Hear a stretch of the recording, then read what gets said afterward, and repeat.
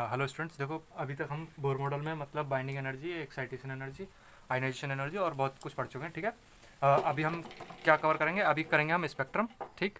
और स्पेक्ट्रम के बाद देखेंगे ड्रॉबैक्स बोर मॉडल के। ठीक। फिर डी ब्रॉगली और हाइजेंस अनसर्टेनिटी। ठीक है। इतना ही है सिलेबस में, लेकिन मतलब अगर तुम पढ़ना चाहते हो स्टाइकोमेट्री तो तुम उसे एनसीईआरटी से पढ़ सकते हो। ठीक। तो स्टार्ट कर रहे हैं हम अपने पहले टॉपिक से, स्पेक्ट्रम।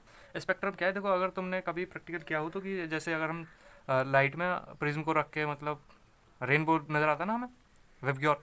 ठीक। तो वो एक टाइप का स्पेक्ट्रम है। ऐसा ही केमिस्ट्री में करते हैं हम स्पेक्ट्रम। ठीक।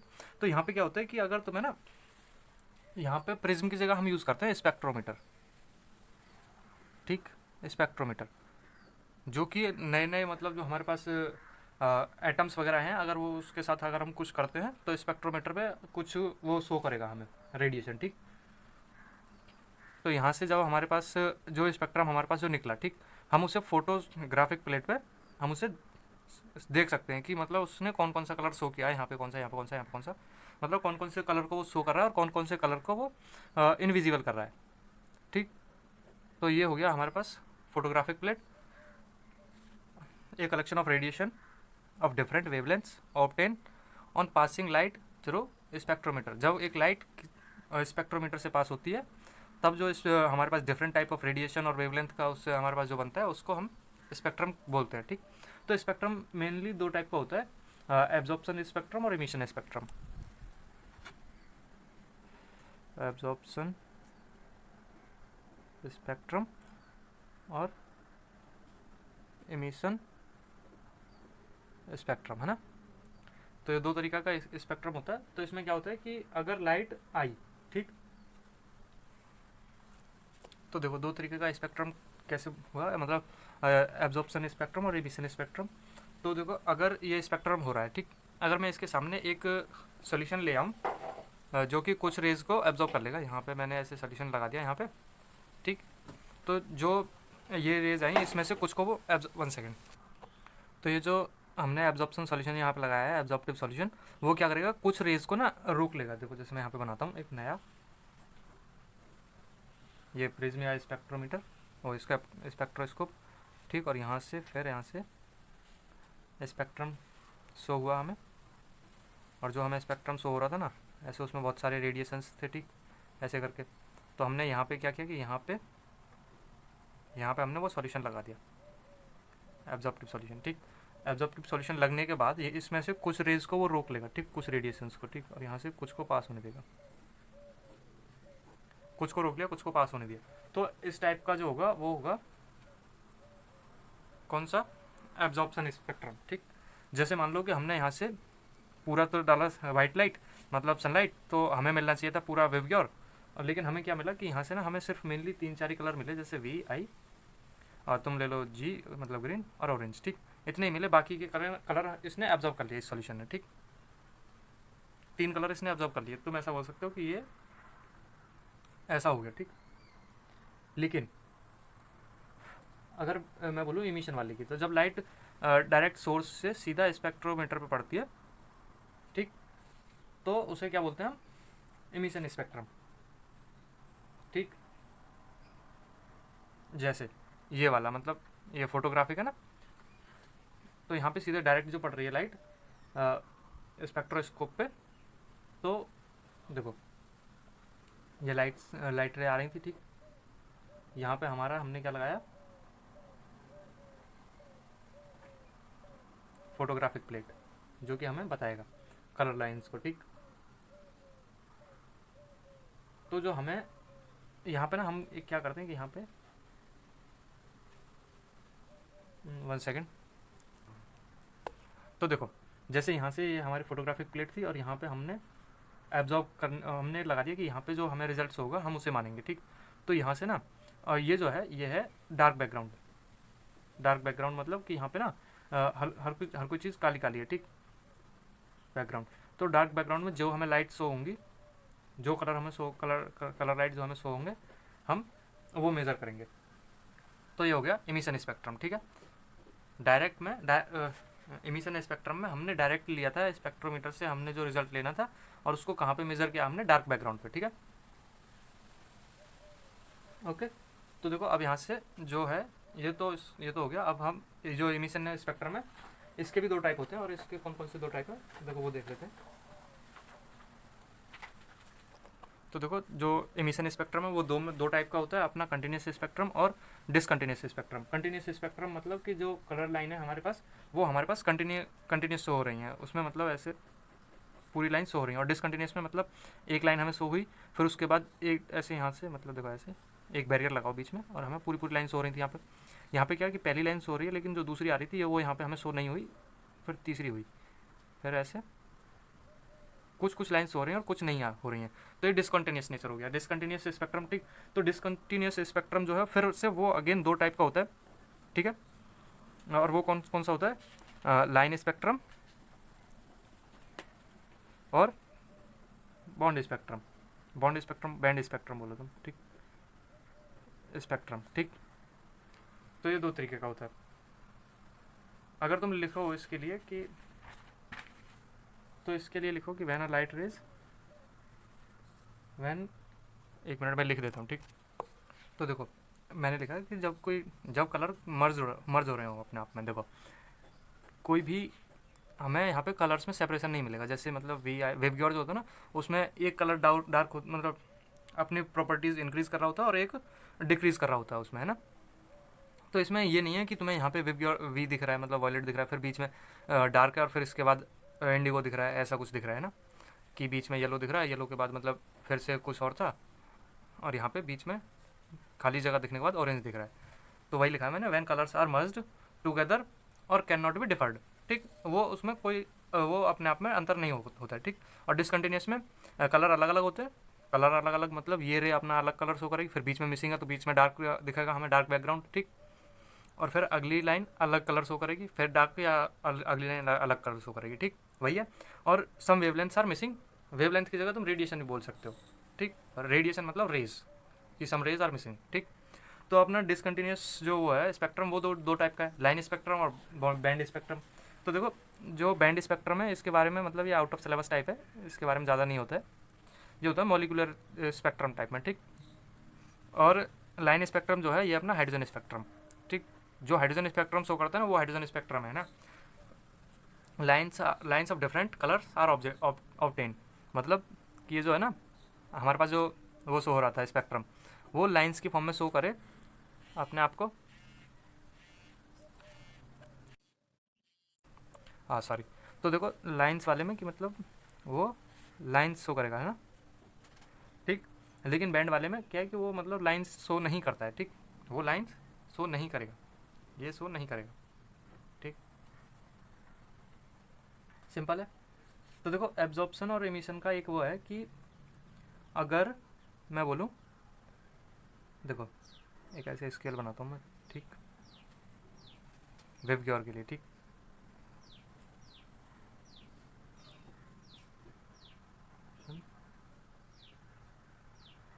एमिशन कि स्पेक्ट्रोस्कोप अगर क्या एब्जॉर्ब करेगा तो क्या इमिट करेगा वो, ठीक।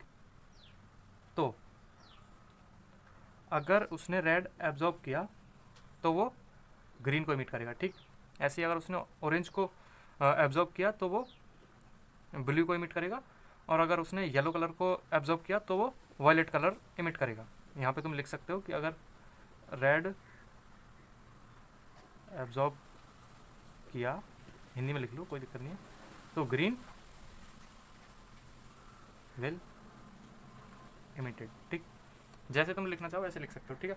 तो इसके बाद अब हम कवर करेंगे हाइड्रोजन स्पेक्ट्रम, ठीक है। तो हाइड्रोजन स्पेक्ट्रम, देखो हाइड्रोजन स्पेक्ट्रम कहाँ से आया था, ये ड्रॉबैक था उसका रदरफोर्ड मॉडल का। तुम्हें याद हो तो मैंने कराया था कि रदरफोर्ड मॉडल ने ये डिस्क्राइब नहीं किया था कि हाइड्रोजन जो है वो उसका डिसकंटिन्यूस नेचर स्पेक्ट्रम क्यों शो करता है ना। और इन सभी को दिया था बोर मॉडल ने, ठीक है। तो देखो यहाँ पे ना फिर से हम वही डिस्चार्ज ट्यूब यूज़ करेंगे। तो यहाँ पे क्या है कि इसमें ना क्या भर दिया, H2 गैस भर दिया, ठीक। अंदर हाइड्रोजन स्पेक्ट्रम देखने के लिए इसमें हाइड्रोजन भर दिया गया, H2 गैस। इसमें पूरे में H2 गैस फिल है, ठीक। इधर कैथोड, इधर एनोड। तो जब हाई वोल्टेज दिया गया तो यहाँ से ना एक स्पेक्ट्रम शो हुआ, स्पेक्ट्रम जैसे शो हुआ वो बता रहा हूँ पहले, ठीक। तो स्पेक्ट्रम जो शो हुआ, अब हम वो बातें शो करेंगे कि वो बातें देखेंगे कि हाइड्रोजन स्पेक्ट्रम जो है किस कंडीशन पे क्या कलर इमिट करेगा या क्या होगा, है ना। हाइड्रोजन स्पेक्ट्रम, ठीक। तो हाइड्रोजन स्पेक्ट्रम के लिए देखो मैं बताऊँ तुम्हें, H2 को 2H लिख लो तुम, है ना। एनर्जी लेवल्स बनाओ पहले उसके, ठीक।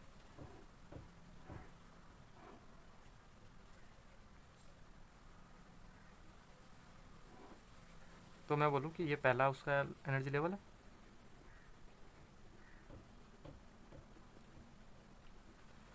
तो इलेक्ट्रॉन जो है वो इसमें किसी भी उसमें प्रेजेंट है ऑर्बिट में, तो जब तक हम एनर्जी ना दें उसे तो वो अपने ऑर्बिट में प्रेजेंट रहेगा, लेकिन तब तक तो वो कोई वो नहीं शो करेगा। हम यहाँ से करंट प्रोवाइड करा रहे हैं तो करंट मतलब मैं बोल सकता हूँ कि एक टाइप का हम उसे एनर्जी प्रोवाइड करा रहे हैं। अगर तुमने फोटो इलेक्ट्रिक इफेक्ट पढ़ा है तो तुमने देखा होगा कि अगर हम उसे एनर्जी प्रोवाइड कराते थे इन सेंस ऑफ फोटोन, तो इलेक्ट्रॉन से इमिट करता था वहाँ से, है ना।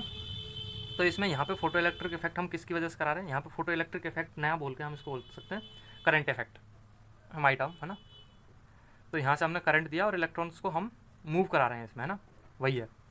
तो जब वो अपनी जो है स्टेट्स को चेंज करेगा, है ना, तो जब चेंज करेगा तो वो एनर्जी इमिट करेगा, और एनर्जी जो इमिट करेगा वही एनर्जी एक स्पेक्ट्रम शो करेगी, और वही स्पेक्ट्रम हाइड्रोजन स्पेक्ट्रम है ना, ठीक।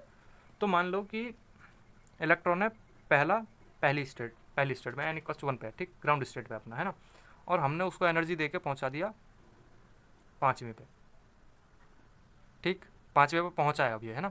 तो 5वें पे पहुँचने के बाद अब इसे आना है वापस नीचे, है ना। मैंने बताया था कि इलेक्ट्रॉन जो है वो अपनी ऑर्बिट से जब दूसरी ऑर्बिट में जाता है एनर्जी गेन करके, तो फिर वापस आ जाता है उसके बाद, है ना। एनर्जी अब्जॉर्ब करके वहाँ तक गया और फिर एनर्जी इमिट करके यहाँ तक आ गया, ठीक है। तो अब ये वहाँ तक गया, इसने एनर्जी अब्जॉर्ब किया, एब्जॉर्ब, ठीक। अब ये यहाँ से नीचे आना है इसे, ठीक। तो यहाँ से नीचे आने के इसके पास कितने रास्ते हैं, ये यहाँ से सिर्फ पहले इतना चले, या यहाँ से फिर ऐसा चले 2, फिर 1, फिर यहाँ से इतना, ऐसा आ सकता है ना। ये तो कोई भी पाथ फॉलो कर सकता है ना यहाँ से यहाँ तक आने में। तो देखो इलेक्ट्रॉन जो है अब कैसे कैसे आ सकता है, वो ऐसे चलता हूँ मैं, तो ऐसे 2,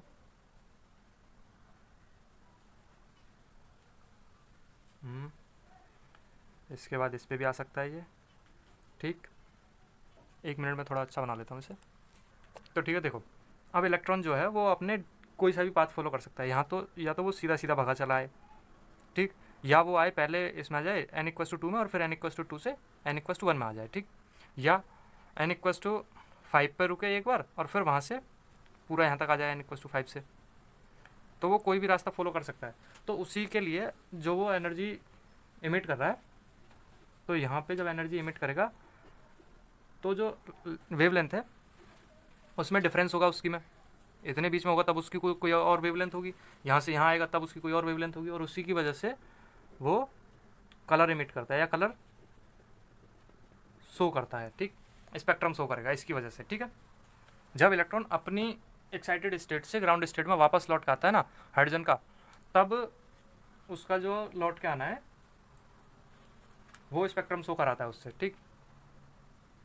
तो इसके लिए देखो यहाँ पे ना एक अच्छा सा वो बनाता हूँ मैं फिगर। तो देखो अब मैंने ये बनाया है एक ग्राफ टाइप में, ठीक है, जो भी ये बनाया है, ये जो है सेल्स हैं। अब इलेक्ट्रॉन ना अब हम देख रहे हैं कि वो इलेक्ट्रॉन वापस किसी भी सेल से अपने ग्राउंड स्टेट पे, ये जो है ये है उसका ग्राउंड स्टेट, ठीक है। अपने ग्राउंड स्टेट में आने के लिए वो कौन कौन सा रास्ता फॉलो कर सकता है, और फिर अगर फॉलो करेगा ना जो, तो उसमें ना सीरीज़ बनती हैं, ठीक। इनडायरेक्टली मैं बोल सकता हूँ कि मैं उन सीरीज़ को देख रहा हूँ, ठीक।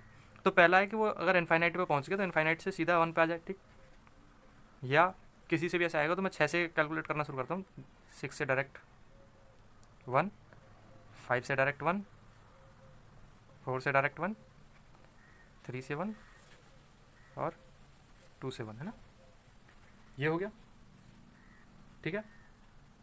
फिर ये एक n=1 पे आने का, अगर वो आ रहा है n=2 पे 6 से, तो n=2 पे आके रुकेगा, या तो वो सीधा यहाँ पे आके रुके, ठीक, या 5 पे आके फिर यहाँ पे आए, 4 पे आके फिर यहाँ पे आए, या 3 पे आके फिर यहाँ पे आए, ठीक। ये एक दूसरी सीरीज़ हो गई, है ना।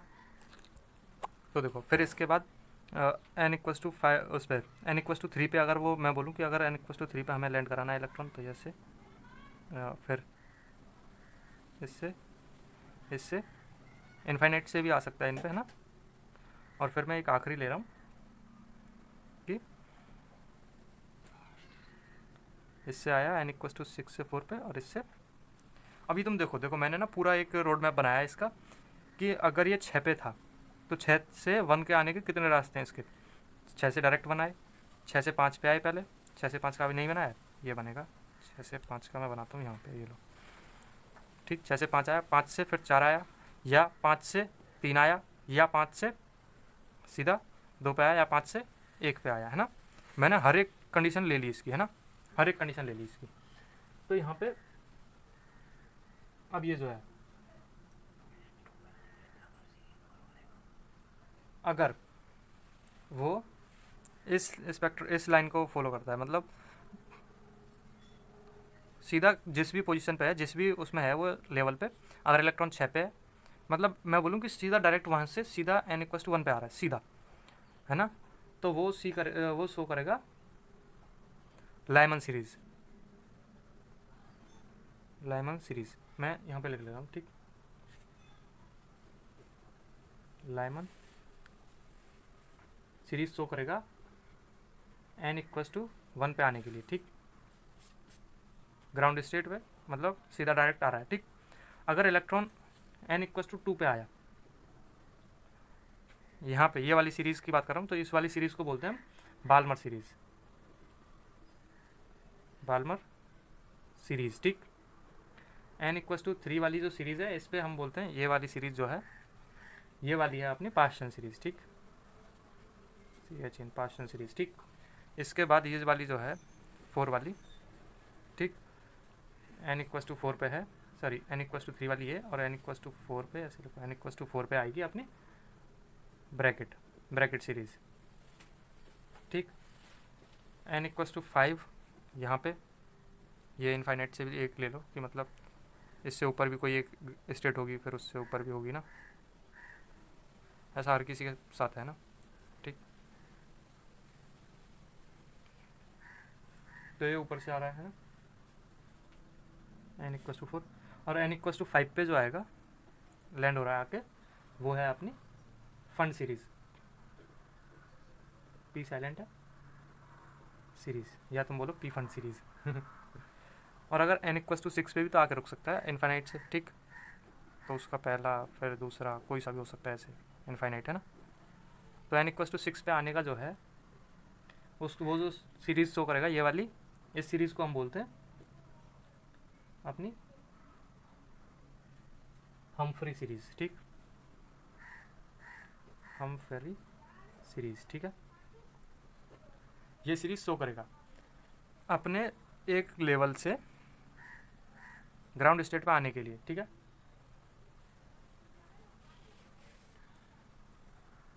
n1 बोल दो, सो n1=1, है ना, ग्राउंड स्टेट। और यहाँ पे n2, एक मैं इसको वाले को नहीं ले रहा हूँ मैं, ये तो n है, n2 बोल रहा हूँ, ये तो n1 मैंने ग्राउंड स्टेट ले लिया, ठीक, एक नया हाँ ठीक, ऐसा एक नया वो ले रहा हूँ मैं, और n2 को मैं बोल रहा हूँ कि यहाँ पे ये है जहाँ पे इलेक्ट्रॉन था, है ना, एनर्जी लेवल, ठीक, हायर एनर्जी लेवल, 2 में 3 में 4 में इनफाइनाइट कहीं पे भी है, तो उसके लिए जो इलेक्ट्रॉन जहाँ पे भी है उसके लिए n2 मैंने एक नया वेरिएबल ले लिया, यहाँ पे n2 में उसकी वैल्यू डालो n उसकी, ठीक, और सॉरी स्टैंड लिया है ना, n2 है अपनी हायर एनर्जी लेवल, ठीक। तो यहाँ से जो है, अब देखो मैं एक एक सीरीज़ की बातें करूँगा, ठीक, इतना तुम्हें मतलब वैसे बता दिया। अब देखो एक एक सीरीज़ पे क्या क्या क्या शो करेगा। सीरीज़ के तो मैं नाम याद होने चाहिए, नहीं है तो भी कोई दिक्कत नहीं है। देखो मैं ऐसे इधर रख ले रहा हूँ स्पेस को। तो पहली सीरीज़ की अगर मैं बात करूँ, लाइमन सीरीज़ जो थी हमारी, लाइमन सीरीज़, इसे नोट डाउन कर लेना ठीक सभी को। तो लाइमन सीरीज़ में देखो वो था कि कहीं से भी सीधा ग्राउंड स्टेट पे आकर रुक रहा था वो, है ना, वही वाली थी ना Lyman series. n equals to 1 2 3 4 5 6 ठीक ऐसे। तो इसकी मैं पहले वाले की बात करूं, जो पहली लाइन है इसकी, ये वाली बड़ी वाली, ठीक। तो इसको बोलूँगा मैं first line of Lyman series, ठीक। अब उसकी हम एक एक लाइन को डिस्कस करेंगे। तो इसके लिए, सॉरी इसकी बात कर रहा हूँ मैं, ये वाली पहली लाइन है, सॉरी फॉर दिस। तो इसके लिए n1 की वैल्यू अपने पास 1 है, ग्राउंड स्टेट जो है n इक्वस टू 1, और n2 जो है अपना हायर एक्साइटिंग लेवल जो था एनर्जी का, वो यहाँ पे n2 है। n2 मतलब n2 की वैल्यू कितनी, 2। तो यहाँ पे जो इसका फॉर्मूला जो था ना, अब यहाँ से मैं कैलकुलेट करूँ कि इसका जो वेवलेंथ था, ये वाला जो कलर शो करेगा, ठीक। तो उसकी अगर मैं बातें करूँ तो यहाँ पे आएगा कि एक फॉर्मूला होता है, जो फॉर्मूला था कि फ्रीक्वेंसी, या ऐसे बोलो तुम, nu bar equals to 1/λ equals to R Z square 1/n1 square minus 1/n2 square, ठीक। ये फॉर्मूला, इसमें आर जो है ये है रेडबर्ग कांस्टेंट, ठीक। और आर की वैल्यू कितनी होती है 109, ऐसा बोलो 1.0900 इंटू 10⁻⁻5, ठीक, कांस्टेंट है। तो यहाँ से अब हम हर किसी के लैम्डा को निकालेंगे, जो कि हमें रेडिएशन बताएगा कि कौन कौन सा रेडिएशन ये शो करेगा। तो 1/λ, और इसको मैं बोलूँगा पहली सीरीज़ को अल्फ़ा, है ना, फर्स्ट लाइन को अल्फ़ा लाइन बोलता हूँ मैं, अल्फ़ा, है ना। तो अल्फ़ा के लिए वैल्यू क्या होगी, जेड आर इंटू जेड की वैल्यू कितना, हाइड्रोजन की बात करूँ तो 1 हो गई, जेड की वैल्यू 1 स्क्वायर, n1 1/n1 का स्क्वायर 1 स्क्वायर माइनस 1/2 का स्क्वायर, ठीक। तो यहाँ पे कितनी आया, are 1 minus 1/4, that is 3r/4, है ना। तो अल्फ़ा का वैल्यू आया, सॉरी लैम्डा अल्फ़ा का 4/3r, है ना। ये वहाँ पे एनर्जी इमिट करेगा, या तुम बोलो ये स्पेक्ट्रम वहाँ पे शो करेगा, है ना, फॉर हाइड्रोजन, है ना। और हाइड्रोजन लाइक एटम होगा तब क्या करेगा, है ना। अब उसकी बातें कर लूँ मैं, तो हाइड्रोजन लाइक एटम के लिए एच अल्फ़ा जो होगा वो होगा 4/3r जेड का स्क्वायर, वो जेड, है ना, फॉर हाइड्रोजन लाइक एटम, है ना, ठीक, सिंपल है। ऐसी अगर मैं इसकी सेकंड लाइन की बात करूँ, सेकंड लाइन मतलब ये वाली, तो इसमें n2 की वैल्यू कितनी हुई 3, और n1 की वैल्यू कितनी हुई 1।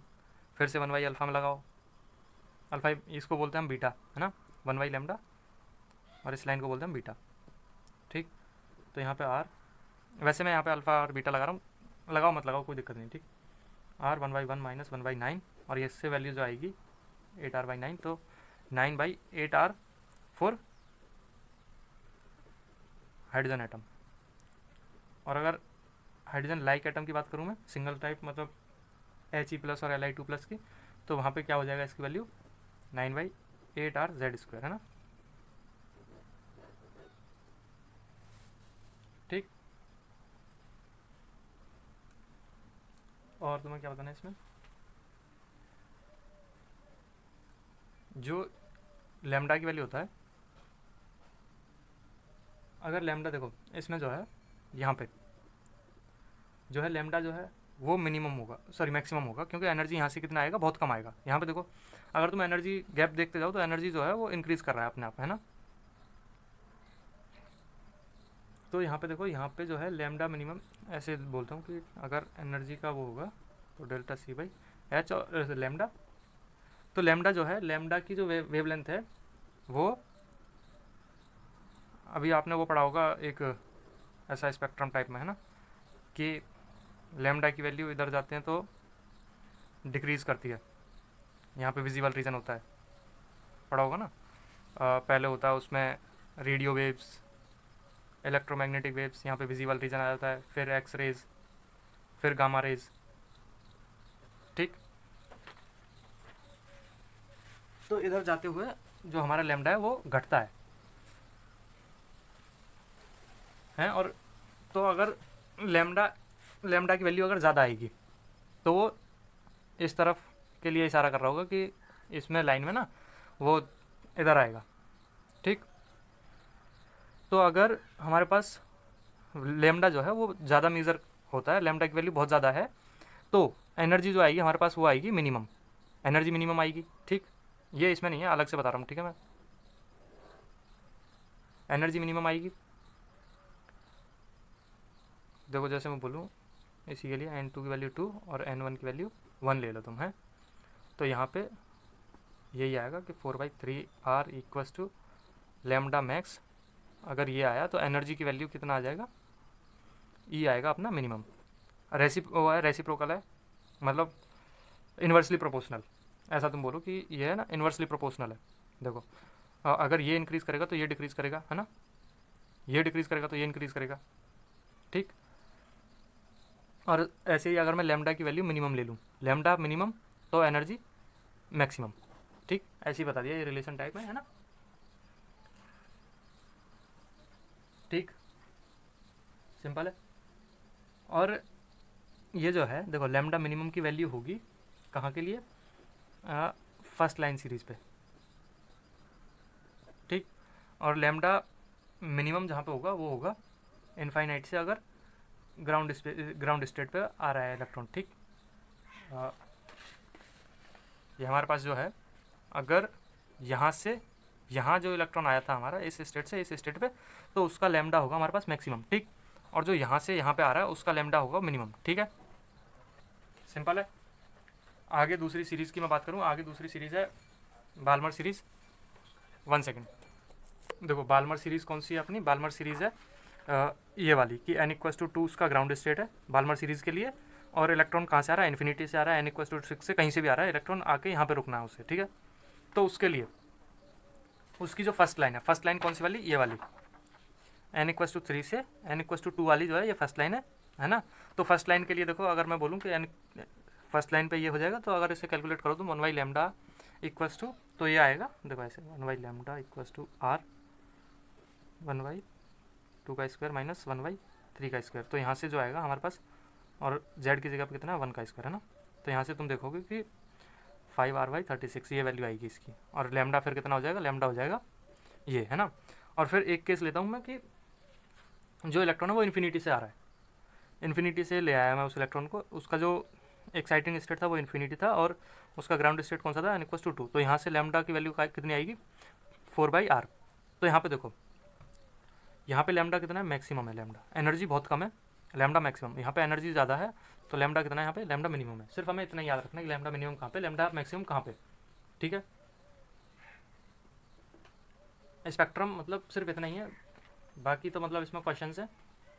इसके बाद देखेंगे हम ड्रॉबैक। और देखो एक चीज़ और बता दूँ मैं पहले, कि जो अपनी ये जो सीरीज़ थी, Lyman series, Balmer series, Paschen series, Brackett series, Pfund series और हम्फ्री सीरीज़ जो थी ना, तो इनके लिए जो था ना कि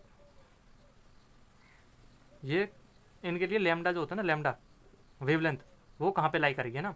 तो लाइमन जो था ये ना अल्ट्रा वायलेट में भी चला जाता है, अल्ट्रा वायलेट मतलब इसका जो वेवलेंथ होगा ना वो होगा